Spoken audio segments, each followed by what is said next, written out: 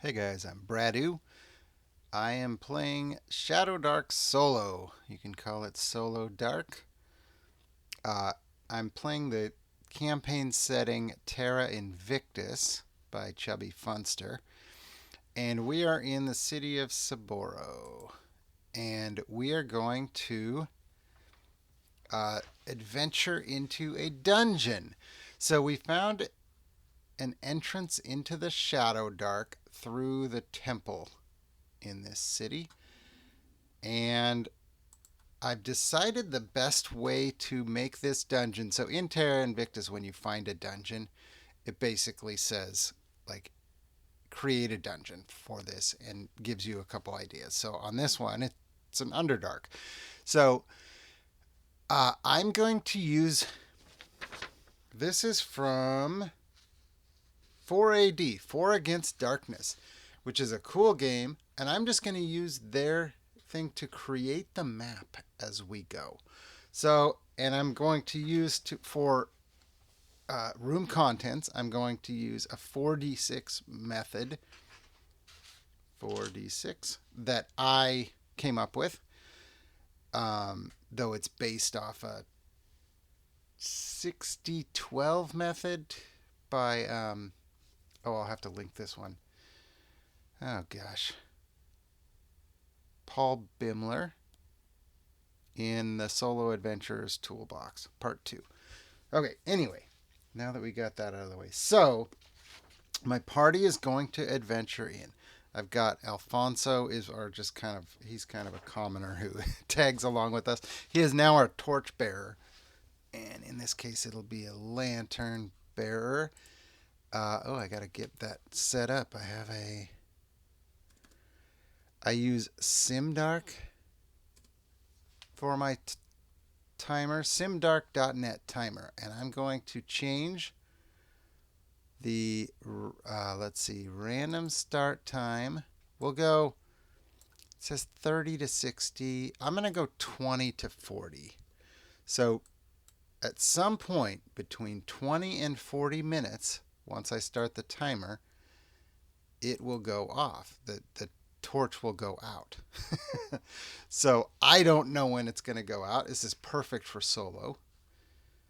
I'm going to try and use this video to show kind of a how-to of a lot of the ways that I play solo, especially dungeon crawling. So I thought this would be a real neat way to do it on the fly, random. I've got some monster charts I will use, and I'll kind of go through that while we're doing this. So let's see.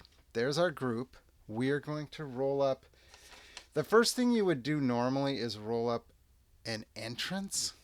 I'm just going to use one, I think, that makes the most sense.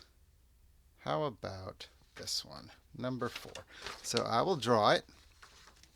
And because of the way the map was set up, basically we're dropping down a hole and into the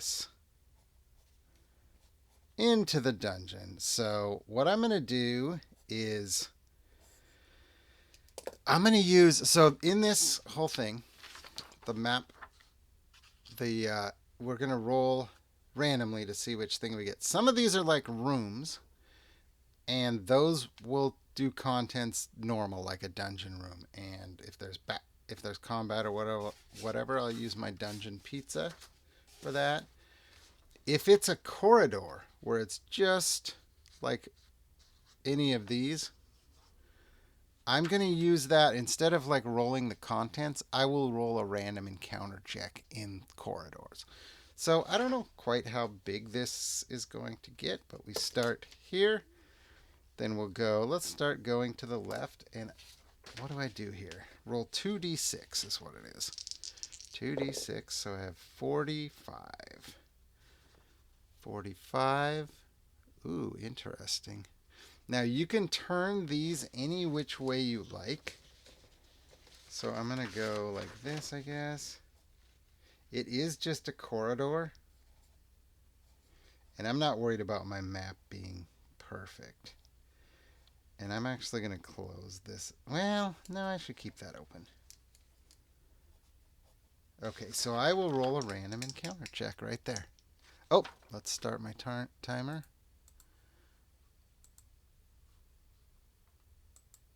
It's going. So on a 1, there's a random encounter. And I rolled a 1. So right away we have a random encounter. Okay, so a random encounter could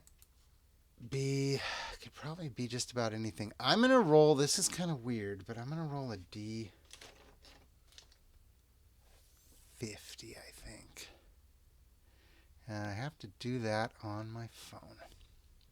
Because I have a monster chart here that is pretty comprehensive. There's over 100 monsters on it. And they're sorted by level. So I'm going to go like this. I'm going to use an app on my phone here. What is this? Dice roller, dice calculator. And I'm going to go D50.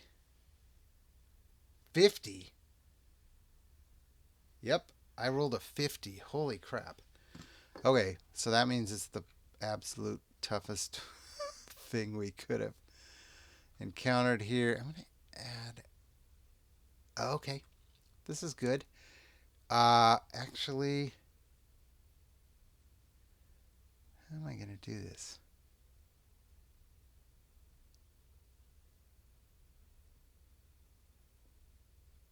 Let's see here. I will tell you what's up. Okay, so we come through. So now I'm going to use the dungeon pizza. We're going to come through this way. I'm kind of using these as based on the map I drew here. There's an opening here, and we're coming from this way. So where these 3 half circle things are, kind of, I'm calling openings. So we come in here, and as we start to wind around this corner, there's another dwarf here. And he's like, oh, thank goodness. I was hoping somebody would come along soon. And we kind of talk to him like, what's going on? What are you doing down here alone? And he explains that his friends got hurt or something deeper in the dungeon, and he had to run for help, and he got back to here. So we offer to help him back to the surface, and he's like, no, I can't do that. I gotta go find my friends. Will you help me find them?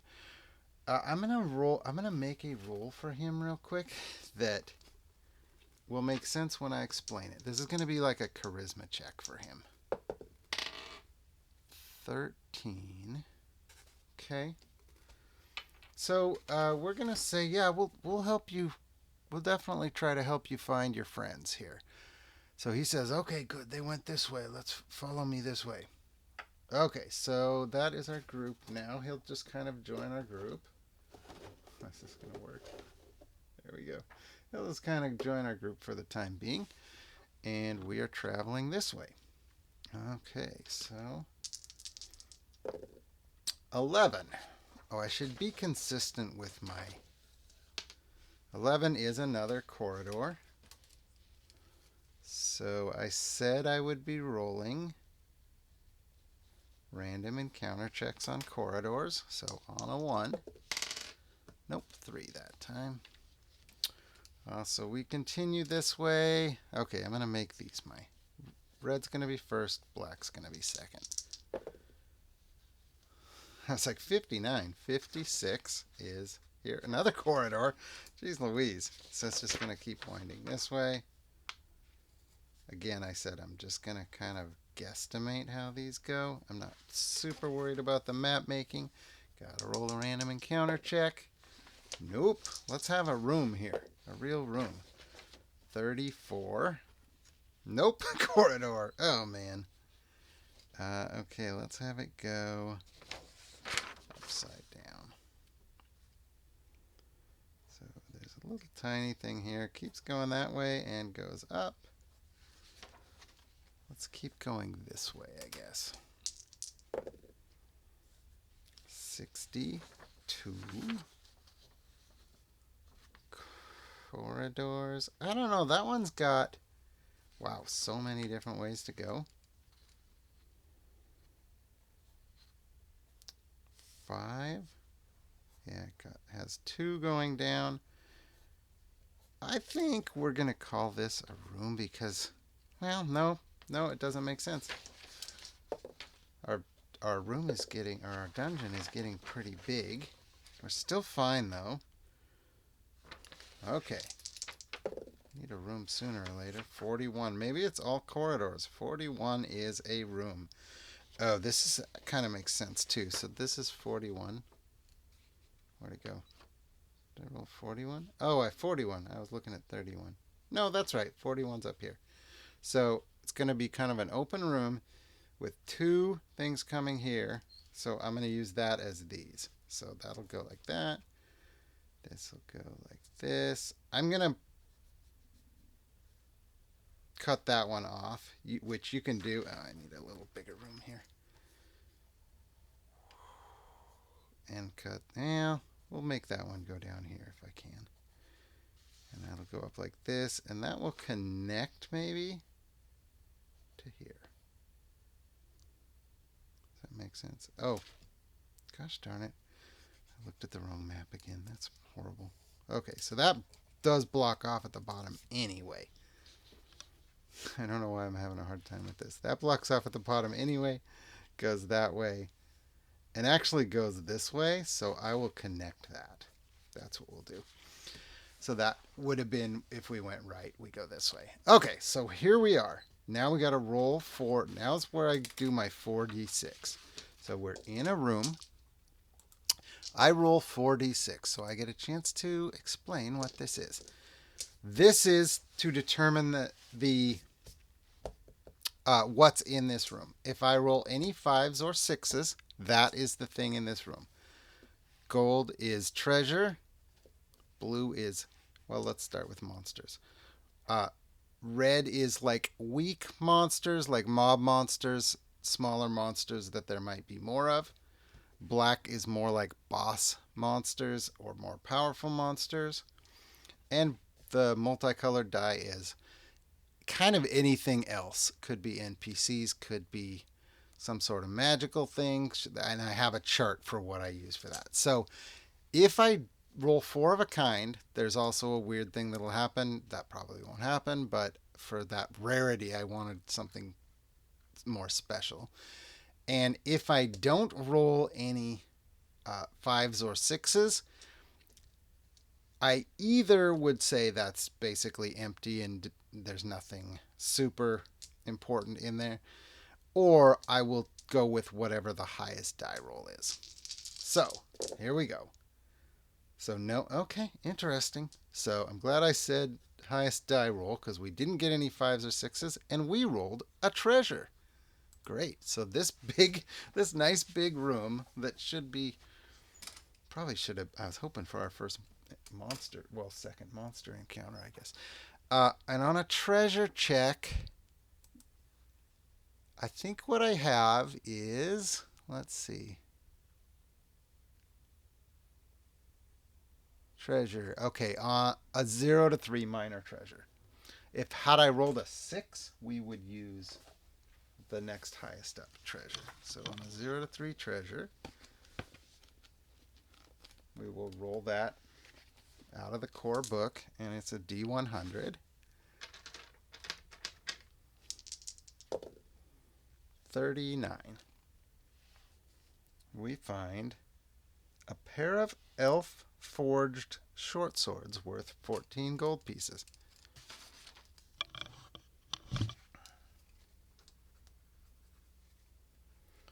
Okay, I'm going to say that our friend, the dwarf, asks if he can use one. He actually doesn't have a weapon on him. So we'll go ahead and let him use one of those. And we'll take one of them and store it as treasure. And there's nothing else, nothing to fight in there or anything. So let's go ahead and head back up here. Coming through, we've got to roll a random encounter check. Nope. And we'll go north. Okay. 13. Oh, interesting. 13 is a big room. Now, I'm going to connect those. 13 is a big room with 4 different ways you can go. Not big room, but a room. Okay, so let's do our 4d6. Hopefully we get a 5 or a 6 this time. A 5. Okay, monster mob. So that's a lower-ish level monster.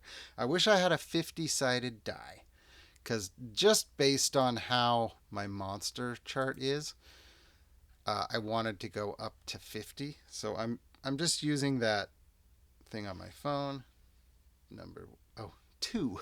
So this time it's going to be a 2. Okay, so it's going to be, this makes sense, a d6 number of 5 of rats.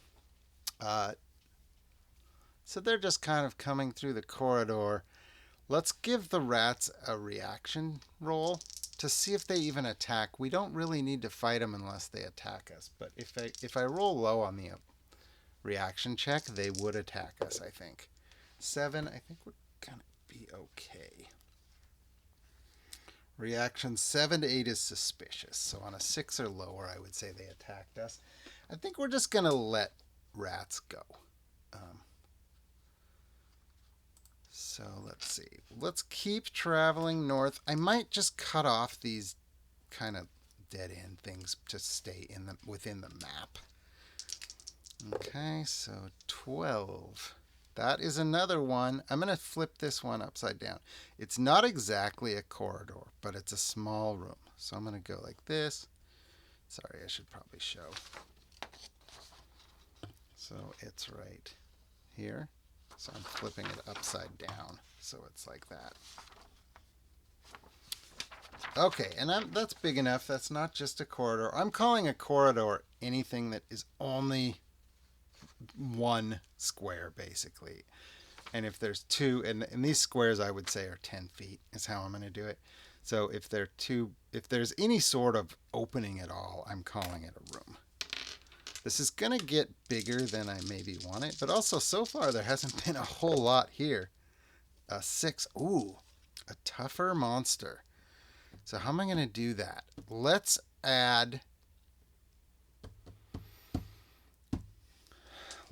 40 to the roll and do a d6 and a d10. So I'm going to subtract 1 from this. I'll show you. So 41, and I said we're going to add 40 to the roll. That's crazy.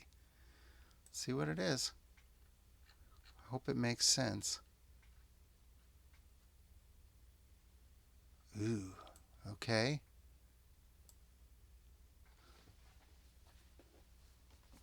This will work.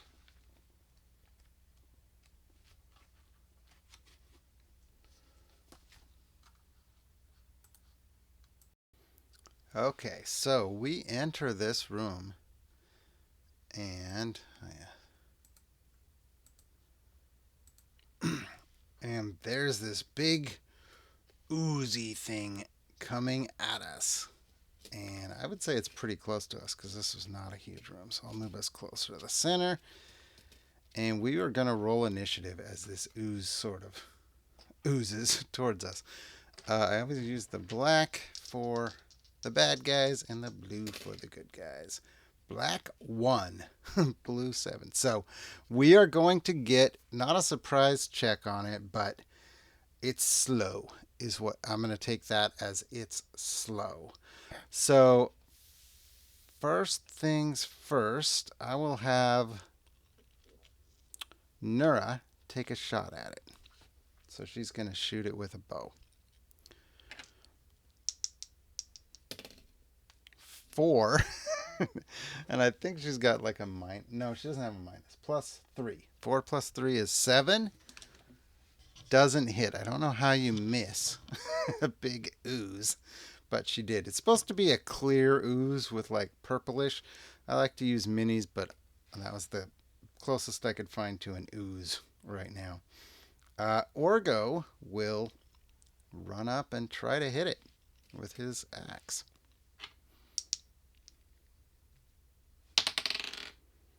18. 18 totally hits, and it just doesn't seem to do any damage. And Orgo's like, what's going on? I wonder if... What does Orgo have, actually? Orgo has a +1 great axe. I don't think even that would work. What? It's magic. I've never had this happen before. So on that note, I'm going to take my highest intelligence character, which I think is Abbott, who would be next to act potentially, and do an intelligence check with him at normal, so a DC 12. 12, okay, 12 plus he would get a bonus. He realizes he's heard of these things, and at least that it's not wounded by normal weapons, even magical weapons. We'll have to try something else. And so I think I'll give him the let's try fire. I think I'll give him that. And on that note, he'll say, Alfonso, light up a torch and hand it to me. Alfonso, being our torchbearer, he's got a lantern, so he'll set the lantern down and light up a torch. That'll be his action. Lighting up a torch, would that be... Normally, in light, lighting up a torch shouldn't be difficult, so I'm just going to say that's his action. If we were in the dark, I'd definitely make him roll. Given this situation, I'm a little tempted to make him roll because he might be nervous or whatever. But he's going to back up. And... Oh, yeah, let's try fire. Wait a minute. So let's see. I'm going to have Thane run up. I said, give me your torch. Or light up a torch and give it to me. Yeah, let's do that. He'll light up a torch and give it to Abbott. Thane is going to go to Marvin and cast a spell. I'm going to cast what is it called?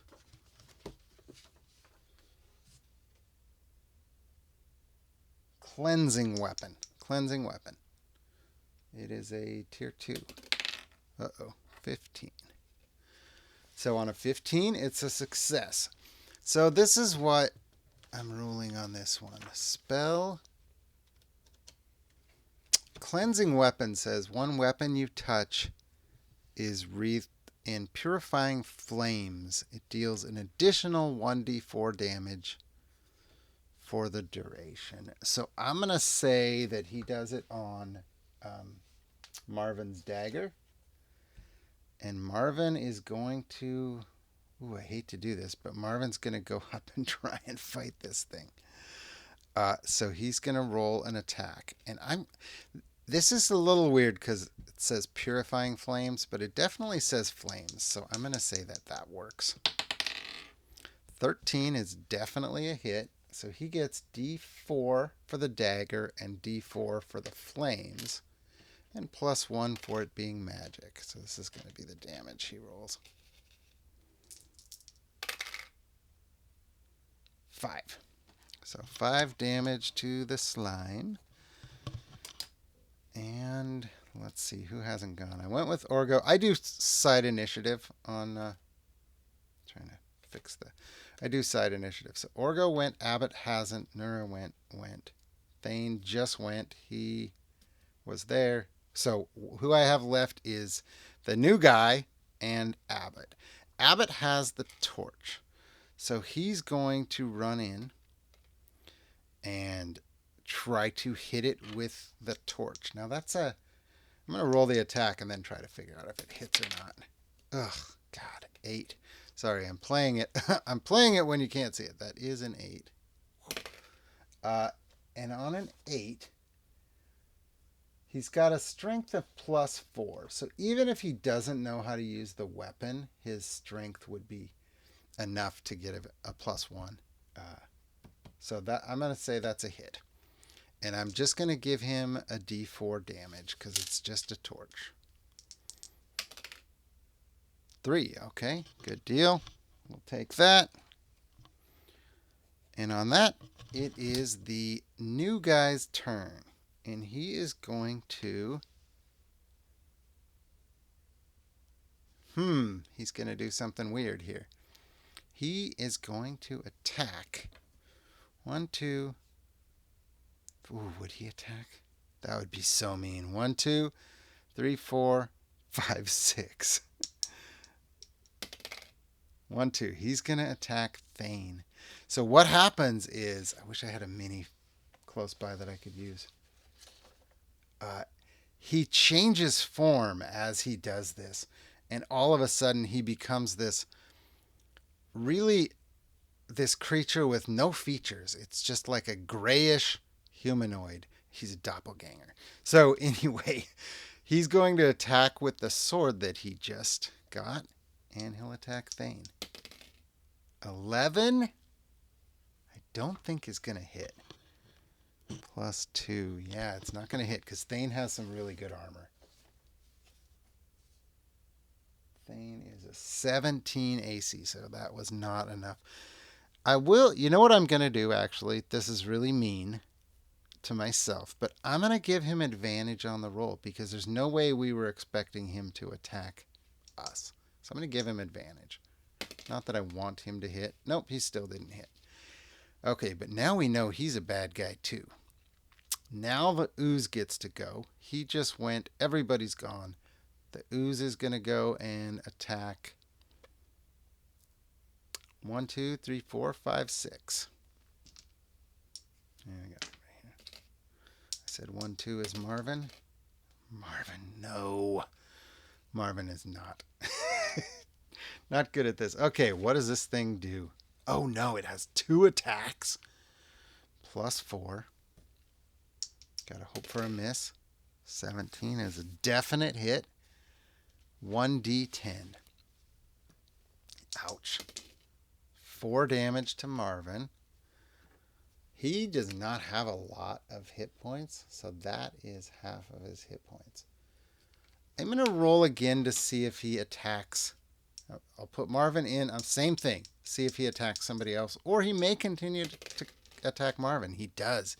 He goes for Marvin again. Oh my god. 15 is a hit.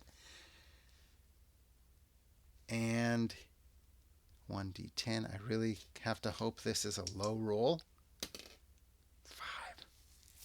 Marvin goes down. And as Marvin goes down, the 2 oozy tentacles that hit him are going to destroy some of his gear. 1, 2, 3, 4, 5, 6, 7, 8. He has 8 items, but one of them can't be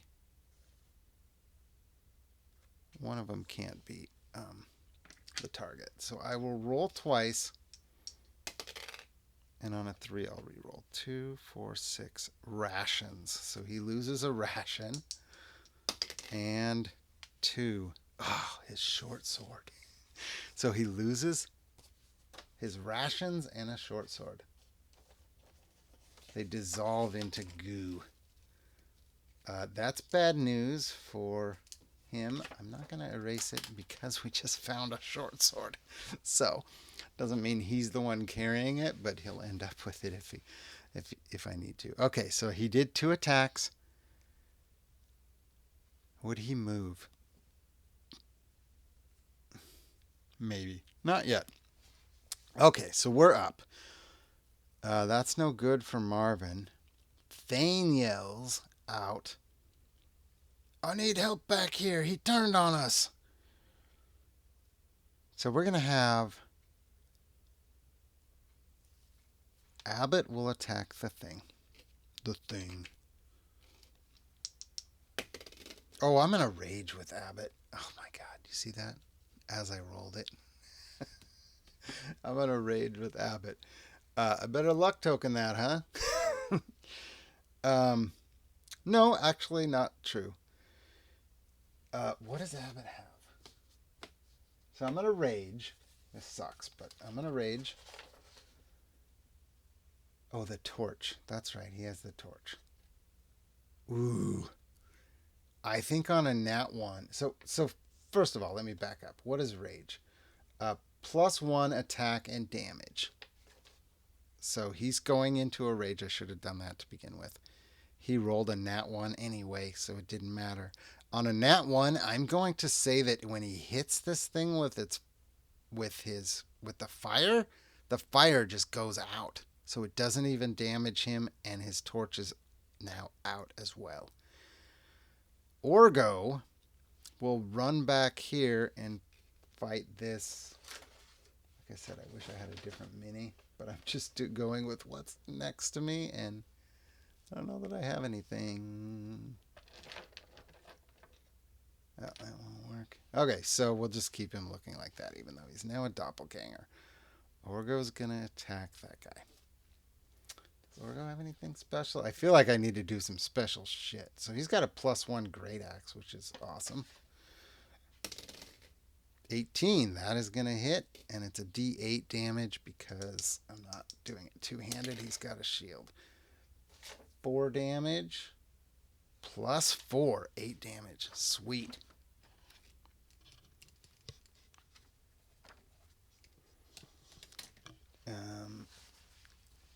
Nura.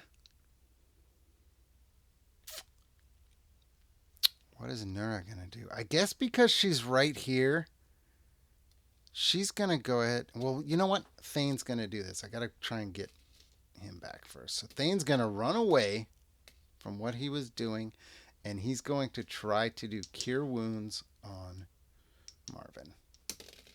19. Yes. So 19 Cure Wounds is a 2d6 or something like that. 3d6 now. 3d6 on a Cure Wounds.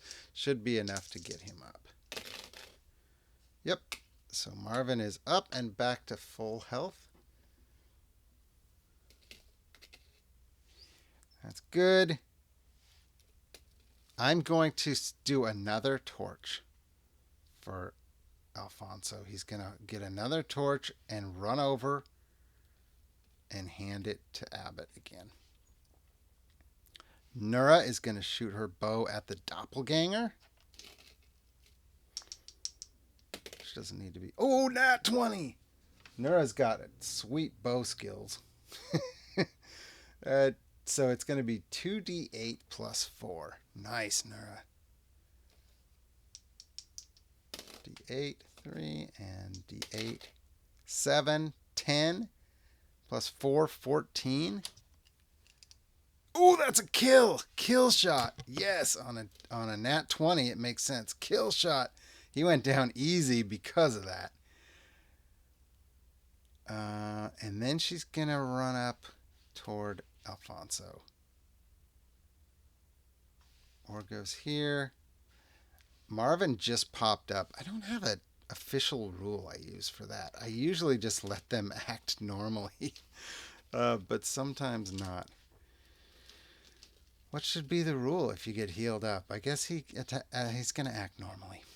So he will attack. I will... Well, actually, you know what? He's going to get out of there. So he'll act normally, but he's going to get out of there and try to stay at range. He'll try to hide, I guess. Do I have anything to hide around? I didn't put anything on this map, so I guess he couldn't hide. All right, I got to do better checking what I did. I think I went with everybody. Yep. So he's dead. The ooze gets to go, and it's only Abbott that's next to him still. So he would attack Abbott. 19. Brutal. 10 damage. Even more brutal. Woo! And then second attack. Then I'll do the dissolve thing. 12. That might hit too. 12 +4. 16. That's going to hit him. Yep, he's a 15. I have, yeah, he's a 15. He's a 16, I think, actually, but they're both gonna hit. So, and another 3, so he takes 13 total. And he is going to lose some items. 2, right? Dissolve 1. Yep. Whew. All right, what does he have? I have to. This is going to be kind of weird. I'm going to roll a d12 because that's about how many items he has. 5. 1. So his Warhammer takes up 2. 1, 2, 3, 4, 5. Iron spikes gone. His iron spikes are destroyed. That's okay. And then the second one will be 6. Right under the iron spikes is a helmet. So his helmet falls off and is destroyed. That said, we should be in good shape now, I hope. So Thane is going to come in and try Purifying Flames again. This time he'll do it on Abbott's weapon. 14, we're good. So now Abbott has a chance to really smack this guy. 6, ooh, he's only a 9. He's only a 9 AC, so that's still a hit. So Abbott's got Purifying Flames on his Warhammer. Man, I don't really want to hit him with the Warhammer, though. Not that it would. I'm going to hit him with a hand axe instead. No, I got to hit him with the Warhammer. I would rule it on a nat 1 for his attack roll. It would then... What did I do? Did I already roll? I did already roll. So it's the Warhammer. Because I would have had to say something anyway. So it's 2. He doesn't get any bonus, but he does get the bonus for the Purifying Flames. 5 total. This thing is not even that wounded yet. So Axe went. Alfonso is going to take the torch back from Abbott. We now have a new torch, which means I get to reset the torch. I'm looking at it and the lantern is about to burn out. But since I have a new torch and Alfonso has it in his hands, I'm going to reset this. How do I do that?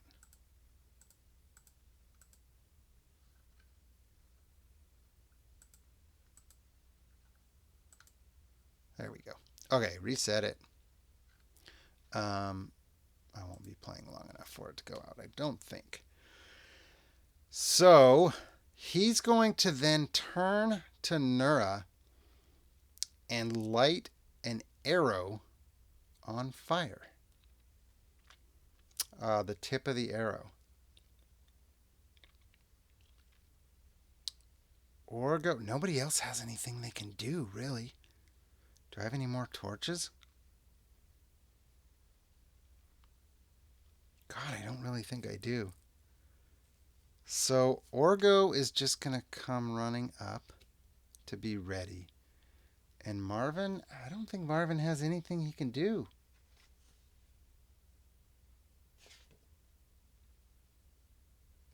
He really doesn't. So he's just going to hang tight, I guess. Man. Oh, can he? I was just thinking about this. Could he do something to help the others? I don't think he could do anything to help them given this situation. Like to give somebody advantage or something.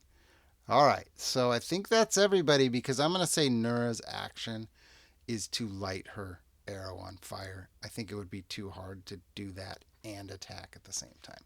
So we are going to go with the ooze. Is he going to attack Orgo or Abbott? 1, 2, 3, Orgo. 4, 5, 6, Abbott. Orgo. So he turns his attention. I think I will say he attacks both attacks on the same target this time. Nope. Roll black for the bad guys. 8 is a miss. Orgo's got a good AC. 18 is a hit. Not that good. So D10. Gosh darn. 2 only, thank goodness.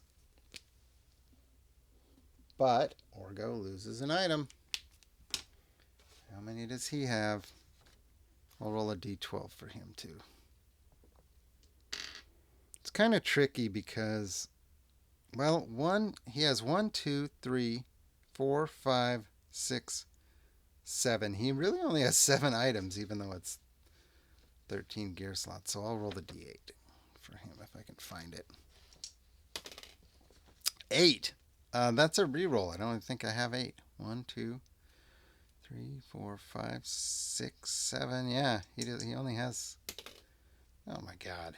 Should it be the short sword that we picked up? 6. 1, 2, 3, 4, 5, 6 is his rations. We're gonna be out of food. Hopefully, we're not down here for days. Okay, let's take care of business now. Hopefully, we can take him out. So I've got Abbott's weapon flamed up. He'll attack. 5. Is even that a hit? I think it is. 5 plus 6. Yep. That's even a hit. That's crazy. D10. Where are my dice? I used the wrong one last time. No wonder he hit so soft. 4 plus D4. 2 is 6. This thing's finally starting to show some damage. Did I? Nura's going to attack. She's got range. 16 is a hit. I'm just going to say that the flame doesn't add damage, but it allows the bow to damage it. So 3 plus 4 is 7. This thing's almost dead, I think. I was trying to get away without having Orgo attack because Thane has to give him. I got to try Purifying Flames again.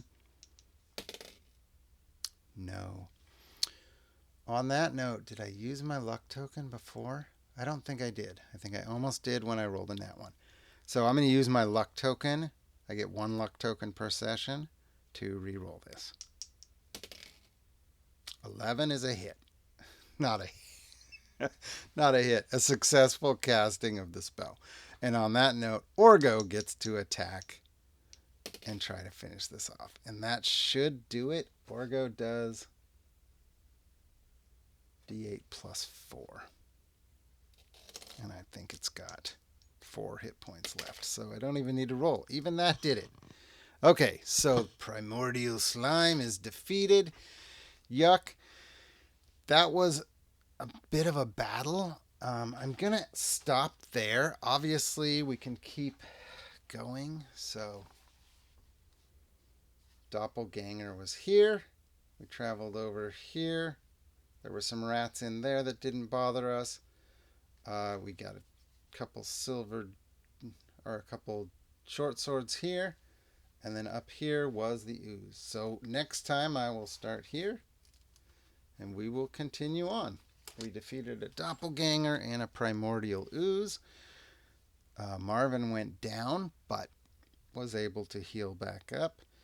And I hope that was a kind of good tutorial of how we do things. Yeah, how I run a random dungeon. It was a little slower than I wanted it to be, but with all those good Lord, I don't have my words. It's late. It's like 2 p.m. 2:40 a.m. Yeah, I got to go to bed. So, we're done. What I was trying to say is not rooms, but corridors. Good Lord. All right, thanks for watching if you did. Hope this was okay.